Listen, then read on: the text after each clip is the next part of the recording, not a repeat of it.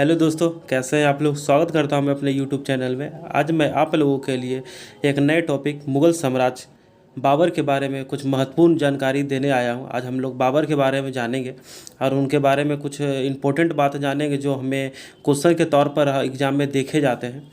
आइए तो हम लोग बढ़ते हैं बाबर की ओर। मुग़ल काल। मुग़ल काल बाबर 1526 से 1530 ईस्वी तक इन्होंने दिल्ली पर राज किया। इनका माता का नाम था कुतलग निगार खानम और पिता का नाम था उमर शेख मिर्ज़ा।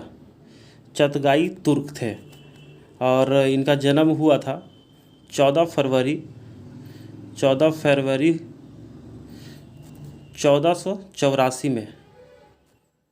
14 फरवरी 1484 में इनका जन्म हुआ था और ये इनका इनका जन्म स्थान हुआ था फरगना के राजधानी अंदीजान में। कहाँ हुआ था? फरगना की राजधानी अंदीजान में। और इनके पिता का क्या नाम था? उमर शेख मिर्ज़ा। और इनकी माता का नाम क्या था?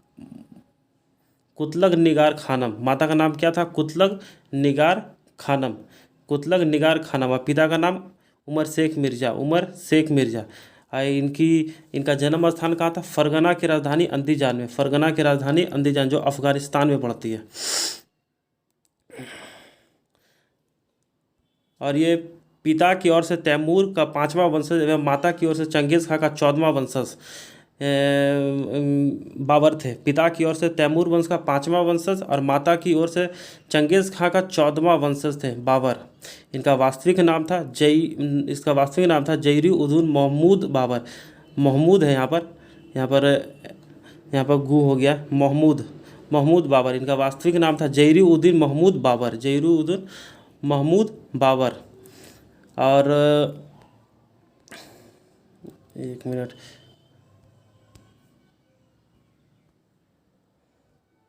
वास्तविक नाम जहीरुद्दीन महमूद बाबर। बाबरनामा का फ़ारसी अनुवाद। बाबरनामा एक तो किताब था जो बाबर के द्वारा लिखा गया था। इनका फ़ारसी में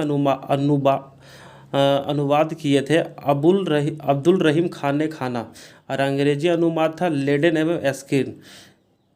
बाबरनामा का फ़ारसी अनुवाद किसने किए थे? अबुल रहीम खान ने खाना और अंग्रेजी अनुवाद किसने किए थे? लेडिन एवं एस्किन। इनकी पुत्री थी जिनका नाम था गुलबदन बेगम, जिन्होंने हुमायूं नामा की रचना की। ये क्वेश्चन अक्सर एग्जाम में पूछे आता है कि हुमायूं नामा की रचना किसने की थी? तो हुमायूं नामा की रचना गुलबदन बेगम ने की थी। किसने की थी? गुलबदन बेगम। हुमायूं नामा की रचना किसने की थी? गुलबदन बेगम। राजाभिषेक एहसान दौलत बेगम के सहयोग से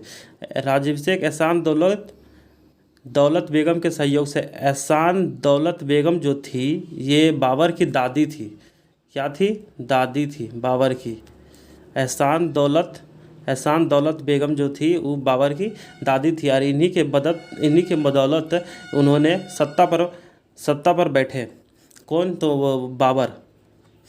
तुर्की दीवान तुर्की भाषा में कविता संग्रह था जिन्होंने बाबर लिखे थे। दीवान तुर्की भाषा के कविता संग्रह था। अब आइए हम इनके कुछ युद्ध के बारे में जान लेते हैं जो बहुत महत्वपूर्ण है। तो इनका पहला युद्ध था पानीपत का प्रथम युद्ध। इनका पहला युद्ध जो था वो पानीपत का प्रथम युद्ध था। पानीपत का प्रथम युद्ध 21 अप्रैल 1526 ईस्वी को 21 अप्रैल 1526 ईस्वी को बाबर और इब्राहिम लोदी के बीच हुआ था, जिसमें तुलगमा युद्ध नीति एवं तोपखाने का प्रयोग किया गया था। तुलगमा युद्ध नीति एवं तोपखाने का प्रयोग किया गया था। जो तोपची थे, जो तोपखाना जो चला रहे थे, उनका नाम था उस्ताद अली एवं मुस्तफ़ा है। यहाँ पर गु हो गया है, एम लिखा नहीं रहा मुँह बढ़िया से। यहाँ पर मुस्तफ़ा है।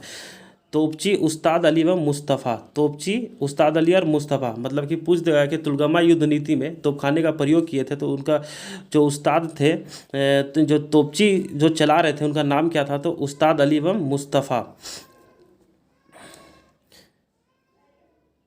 आइए अब आगे।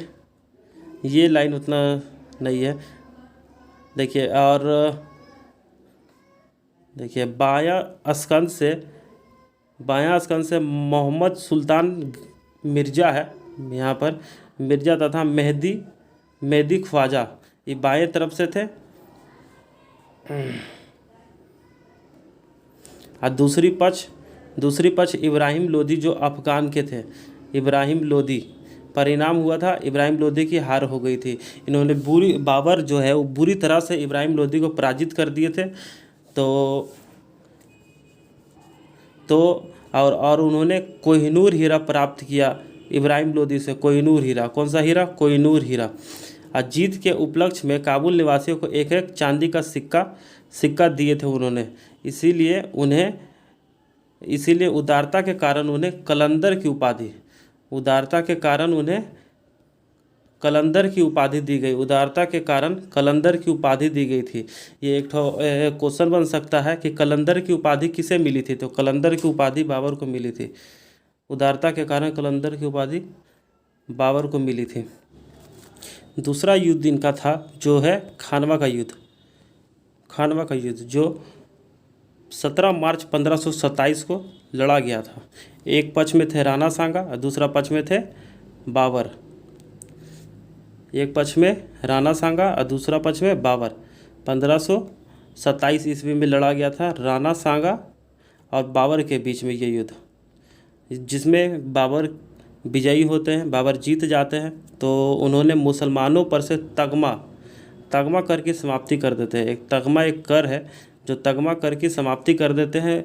जब खानवा का युद्ध जीतने के बाद बाबर ने सांगा के खिलाफ जिहाद का नारा पहली बार उन्होंने जिहाद का नारा दे करके उन्होंने ये जीत हासिल की थी।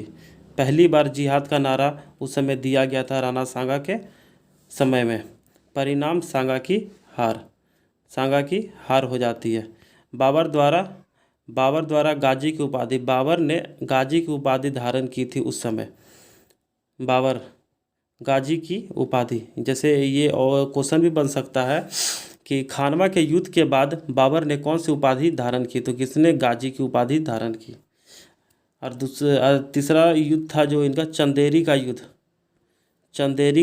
युद्ध 29 जनवरी 1528 ईस्वी में लड़ा गया था। चंदेरी का युद्ध, एक पक्ष में मैदनी राय थे और दूसरा पक्ष में बाबर, जिसमें बाबर जीत जाते हैं और मैदनी राय की हार हो जाती है। परिणाम हार हो जाती है। तो आप लोग याद रखिएगा कि 1528 ईस्वी में 1528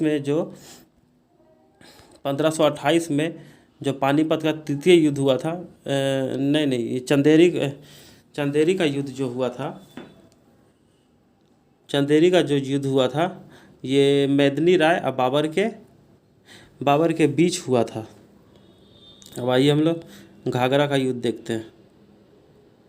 घाघरा का युद्ध, एक पक्ष बंगाल शासक नुसरत शाह एवं बिहार की सेना का नेतृत्व मोहम्मद लोदी और दूसरा पक्ष में थे बाबर। परिणाम संयुक्त सेना की हार हो जाती है। और 27 दिसंबर 1530 आगरा से काबुल जाते समय रास्ते में लाहौर में बाबर की मृत्यु हो जाती है। जब ये यहाँ से जीत करके जाने लगते हैं तो 1530 ईस्वी में उनकी मृत्यु हो जाती है। और उनका शव जो उनका शरीर को आगरे के आराम बाग में रखा गया और फिर काबुल में दफनाया गया। मतलब कि जब वो मर गए थे तो उनका बॉडी को आराम बाग में रखा गया और फिर दफनाया कहाँ गया? काबुल में दफनाया गया। एक बार आइए हम लोग फिर से रिकवर कर लेते हैं। इनकी देखिए मुगल काल, माता का नाम था इनका कुतलक निगार खानम, पिता का नाम उमर शेख मिर्ज़ा। और इनका जन्म कहाँ हुआ था? फरगना की राजधानी अंदीजान में। माता की ओर से चंगेज़ खां का 14वां वंशज और पिता की ओर से चंगेज़ खां का तैमूर वंश का 5वां वंशज ये थे।